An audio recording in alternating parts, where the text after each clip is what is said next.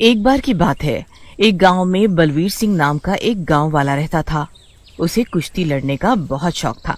वो दिन रात मेहनत करता और एक दिन वो पूरे गांव और फिर पूरे भारत देश का चैंपियन बना। बलवीर सिंह घर जाता है और अपने पिताजी से आगे जाने की बात करता है। अरे बाबा, अब मैं आगे भी खेलना चाहता हूँ, लेकिन उसके लिए पैसे चाहिए। मेरा सपना है कि मैं अपने देश का नाम पूरी दुनिया में रोशन करूँ। बस बस रहने दे, के नाम रोशन करेगा? कर तो लिया नाम रोशन है। अब कुछ पैसे कमाने पर भी ध्यान दे। जब भूख लगेगी तो घर चलाने के लिए पैसा चाहिए होता है, समझी? इसीलिए ये सब छोड़ के कोई नौकरी कर ले। बलवीर बहुत ही उदास हो जाता है। वो अपने बाबा के कहने पर नौकरी तो कर लेता है, लेकिन उसका मन हमेशा कुश्ती खेलने और इंटरनेशनल गोल्ड मेडल में ही लगा रहता। वो बहुत उदास रहने लगता। अरे ये बलबीर की शादी की उम्र हो गई है, इसकी शादी करवा देते हैं। मैं भी बलबीर की माँ के बिना अब पूरा घर अकेले नहीं संभाल पाता। मने भी कुछ दिन सुकून मिलेगा और वैसे भी मैं अब कितने दिन इसके साथ रहूंगा। ऐसा सोचकर हरिया बलवीर की शादी करवा देता है। सब कुछ अच्छा चल रहा होता है, लेकिन जब भी बलवीर गांव के अखाड़े के बाहर से निकलता, उसका मन बेचैन हो जाता। वो नौकरी के बाद घंटों घंटों जंगल में उदास बैठा रहता। एक दिन उसकी बीवी सीमा उससे बोलती है, अजी क्या हुआ? आप हमेशा ऐसे उदास क्यों रहते हो जी? क्या मैं आपको पसंद नहीं? फिर बलवीर उसे अपने सपने के बारे में बताता है, जिसे सुनकर सीमा बोलती है, अरे कोई बात नहीं, आप देश के लिए गोल्ड ना ला पाए तो क्या, आपका बेटा ये जरूर करेगा। ये सुनकर बलवीर खुश हो जाता है।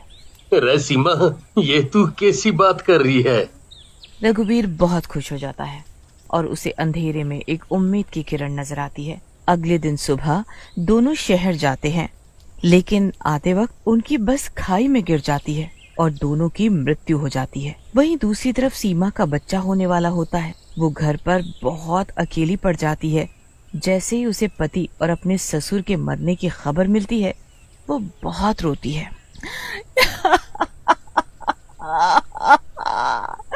हे भगवान, ये क्या हो गया? अब मैं अकेले क्या करूंगी? सीमा बहन, हिम्मत रखो, देखो तुम्हें इस बच्चे के लिए तो जीना ही पड़ेगा। कुछ ही दिनों बाद सीमा की 2 जुड़वा बेटियां पैदा होती हैं। सीमा उन्हें देखकर बहुत खुश होती है। सीमा लोगों के घरों में काम करती है और अपनी दोनों बेटियों को पालती। कुछ ही समय में दोनों बेटियां बड़ी हो जाती हैं और सीमा से पूछती हैं, माँ, हमारे पापा कहाँ हैं? स्कूल में सभी हमसे हमारे पापा के बारे में पूछते हैं, बोलो ना माँ। हाँ माँ, दीदी सही कह रही है, बोलो ना माँ। और ये ऊपर वाला कमरा हमेशा बंद क्यों रहता है? इसमें ऐसा क्या है? और रात में वहाँ से डरावनी डरावनी आवाजें भी आती हैं। हम तो डर के मारे ऊपर ही नहीं जाते। सीमा उन्हें सब कुछ बताती है। अरे वाह माँ, पापा तो बहुत ही बड़े चैंपियन थे। हाँ बेटा, बस देश के लिए गोल्ड मेडल नहीं ला सके। चलो अब तुम दोनों सो जाओ, बहुत रात हो गई है। फिर सब सोने चले जाते हैं, लेकिन पिंकी को नींद नहीं आ रही होती। पापा के कमरे में जाकर देखो क्या? हम इतने बड़े हो गए हैं, लेकिन इतने सालों में हम कभी इस कमरे में नहीं गए।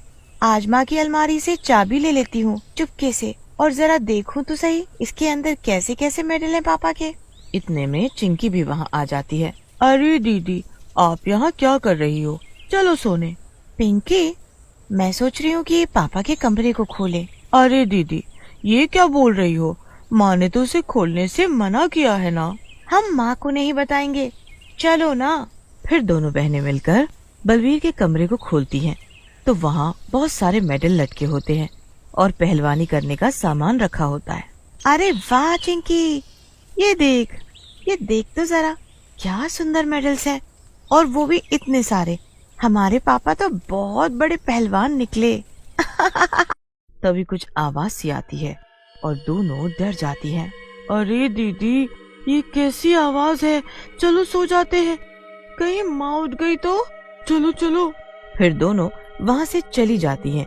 अगले दिन फिर से पिंकी को नींद नहीं आती। क्या हुआ दीदी, सो क्यों नहीं रहे? पिंकी, पापा के मेडल्स देखकर मेरा भी मन कर रहा है कि मैं भी पहलवानी करूं। क्या बात करती हो दीदी, अब मर्दों के काम आप करोगी, सब हंसेंगे आप पर। मर्दाना चाल वाली लड़की बोलेंगे सब आपको। मैं मजाक नहीं कर रही हूँ। चिंकी उसकी बात पर ध्यान नहीं देती।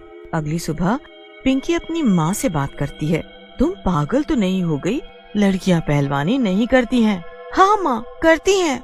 हमारे गांव में तो मैंने कभी नहीं देखा किसी छोरी को पहलवानी करते। नहीं माँ, मैं करूँगी, बस आप हाँ कर दो। नाक कटवाएगी के? हमारे गांव में मैंने कभी ना देखा किसी छोरी को पहलवानी करते।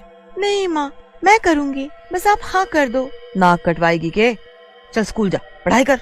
सीमा पिंकी को डांट देती है, लेकिन पिंकी अपने मन में ठान लेती है और चोरी छिपे कुश्ती लड़ने वालों को छिप के देखने लगती है और देखकर सीखने की कोशिश करती है, लेकिन ऐसे वो ठीक से सीख नहीं पाती।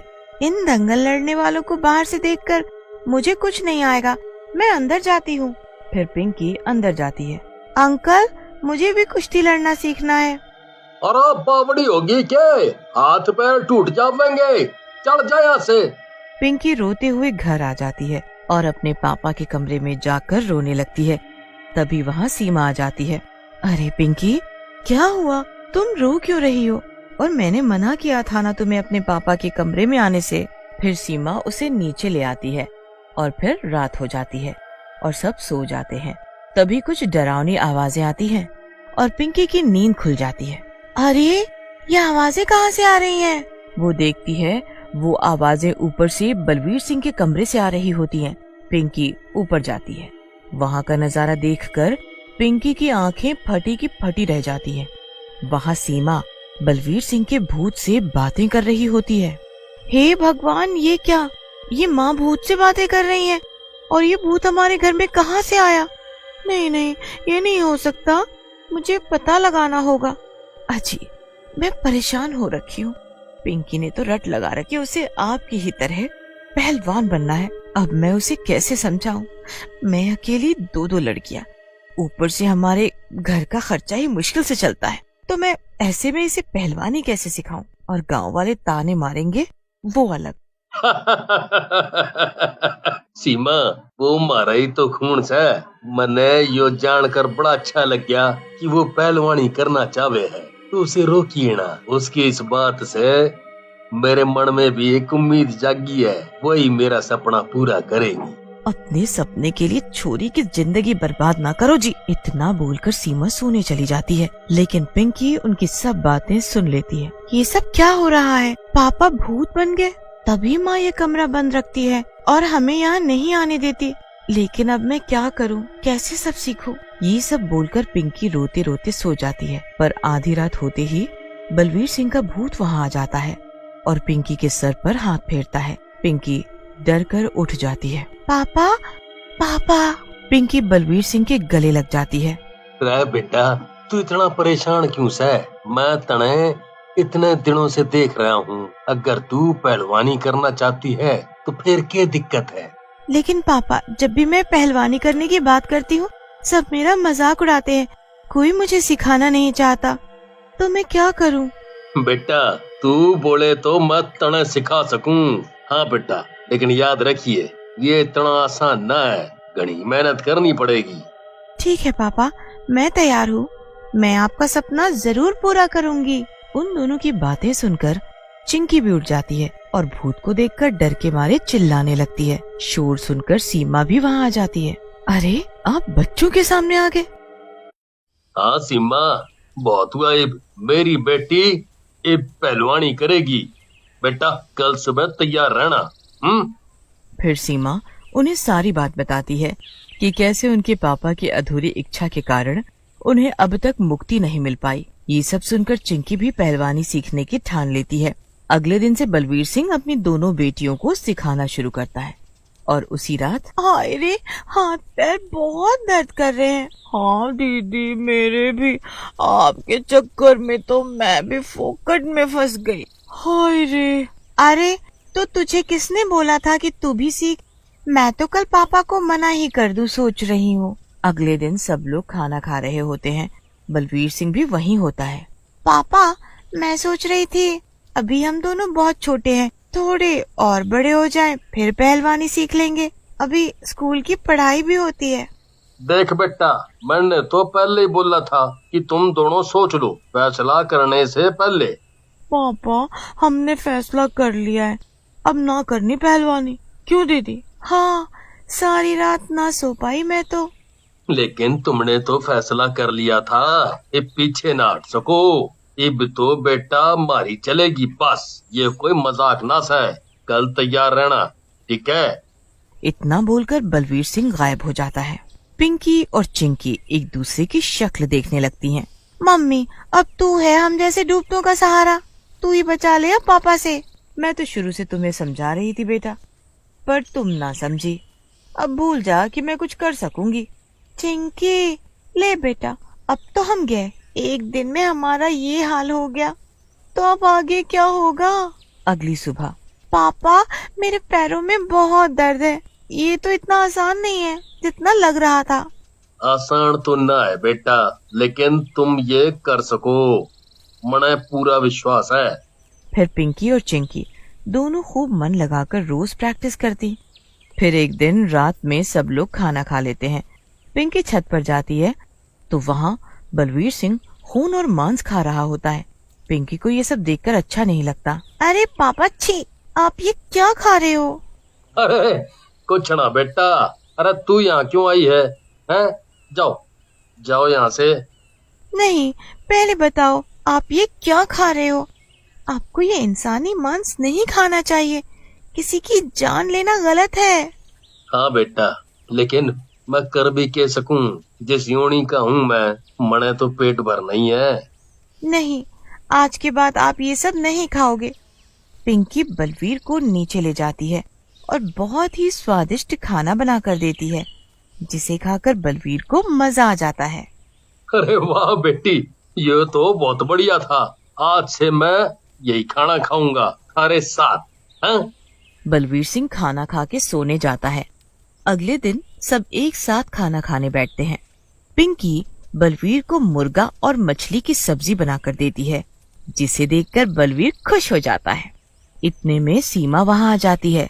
ना जी, ये घर में ना बना है, पिंकी आपके लिए बाजार से लेकर आई है। मैंने कहा घर में ये सब ना बनेगा। अरे लेकिन तेरी बेटियां कमजोर पहलवान बनेंगी फिर। मैं वो कुछ नहीं जानती, मेरी रसोई में ये सब ना बनेगा। ठीक है, तेरी रसोई में ना बनाएंगे बस।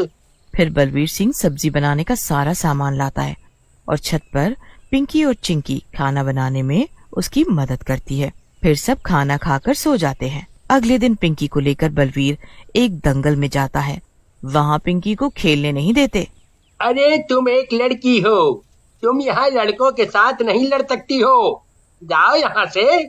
इतने में बलवीर भूतिया रूप में वहाँ आ जाता है। के बोला भाई? हाँ, ये ना लड़ सके? क्यों भाई, तो फिर तू मुझसे लड़ेगा? फिर पिंकी दंगल लड़ती है और जीत जाती है। सब लोग जो पिंकी का मजाक बनाते थे, वो सब उसकी तारीफ करने लगे थे। देखते ही देखते पिंकी बड़ी हो जाती है और अपने गांव के लिए गोल्ड मेडल जीतती है। बेटा, अब हमें आगे की तैयारी करनी है और अब बाहर के कई देशों के चैंपियंस के साथ में तेरा मुकाबला होगा। अब तू और मेहनत। हाँ पापा, आप चिंता ना करो, मैं पूरी कोशिश करूंगी। फिर बलवीर सिंह पिंकी को एक अकादमी में छोड़कर आता है, जहाँ उसे आगे की ट्रेनिंग मिल सके। लेकिन वहाँ का ट्रेनर बहुत ही बुरा होता है। वो किसी पर भी इतना ध्यान नहीं देता। पिंकी भी खेलने में कमजोर होती जा रही थी और उसके बाद जितने भी दंगल लड़ती उसमें हारती जा रही थी। एक दिन पिंकी अपने घर पे फोन करती है। पापा, ये सर तो बहुत बुरे हैं, मुझे कुछ नहीं समझ आ रहा, ऐसे तो मैं हार जाऊंगी। अरे नहीं, भूत भूत, भागो भागो। अरे डरो नहीं, ये मेरे पापा हैं, ये मुझे सिखाने आए हैं। चाहो तो तुम भी इनसे फाइटिंग सीख सकती हो। अरे पागल हो गई हो क्या? अब ये भूत हमें सिखाएगा? हम तो जा रहे हैं, हमें बहुत डर लग रहा है, हमें बहुत डर लग रहा है। सब बच्चे डर के मारे इधर उधर भागने लगते हैं। भागो भागो, अपनी अपनी जान बचाकर भागो, भूत भूत। शोर सुनकर वहाँ के सीनियर आ जाते हैं। अरे ये सब क्या हो रहा है? भूत! भूत। सर, ये मेरे पापा हैं, बलवीर सिंह। आपने इनका नाम सुना होगा, इन्होंने नेशनल में गोल्ड मेडल जीता था। अरे हाँ, ये वही बलबीर सिंह जी हैं। मैंने न्यूज में देखा था बहुत सालों पहले। लेकिन ये यहाँ क्यों आए हैं?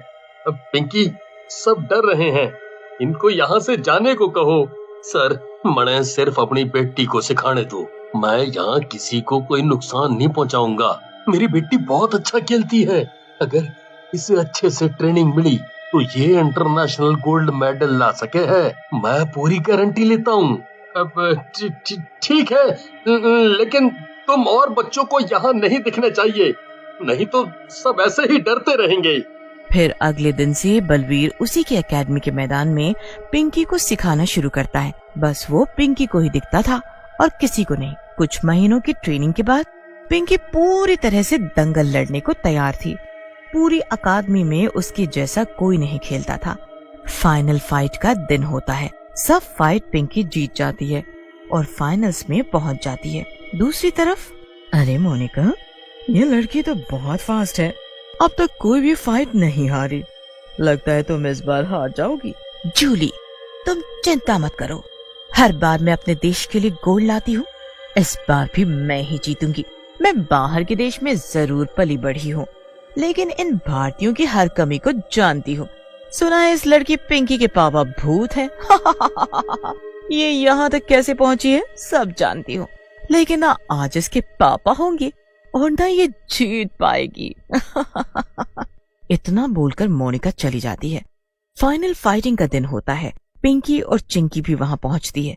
दंगल शुरू होता है, लेकिन बलवीर सिंह का कुछ अता पता नहीं होता। पिंकी बार बार खेलते हुए बलवीर सिंह को ही ढूंढ रही होती है और लगातार हारती जाती है। थोड़ी देर के लिए बीच में ब्रेक होता है। अरे दीदी, आपको क्या हो गया है? आज आप हार क्यों रही हो? चिंकी, पापा कहाँ है? उन्हें बुलाओ, नहीं तो मैं हार जाऊंगी।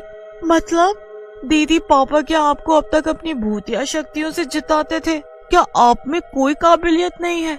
पिंकी चुप हो जाती है और आगे खेल शुरू हो जाता है। वहीं दूसरी ओर बलवीर सिंह को एक साधु बाबा ने कैद कर लिया था। दूसरी तरफ, पता नहीं पापा कहाँ है, लेकिन कुछ भी हो जाए मुझे आज जीतना ही है। पापा ने मुझे अच्छे से सिखाया है, मैं हार नहीं सकती। फिर पिंकी पूरी मेहनत से लड़ती है और आखिर में जीत जाती है। सब लोग पिंकी के लिए तालियां बजाने लगते हैं। वाह दीदी, आप जीत गई। देखा, आप पापा की मदद से नहीं, आज तक अपनी काबिलियत से जीतती आई हो। चिंकी पिंकी को गले से लगा लेती है। आज मैं बहुत खुश हूँ, लेकिन पापा है कहाँ? मैंने उन्हें कैद करवा रखा है, मुझे माफ कर दो। मुझे लगा कि तुम अपने भूतिया पापा की मदद से जीत जाती हो। फिर मोनिका बलवीर सिंह को आजाद करवा देती है। बलवीर सिंह बहुत खुश होता है। सब लोग गांव वापस जाते हैं तो उनका बहुत बड़ा स्वागत होता है। शाबाश पिंकी बेटा, अब हमारा सपना पूरा हुआ। अब मैं आराम से मुक्त होकर यहाँ से जा सकता हूँ। अपनी छोटी बहन को भी अपनी तरह एक बड़ा पहलवान बनाइए। इतना बोलकर बलवीर सिंह मुक्त होकर वहाँ से चला जाता है।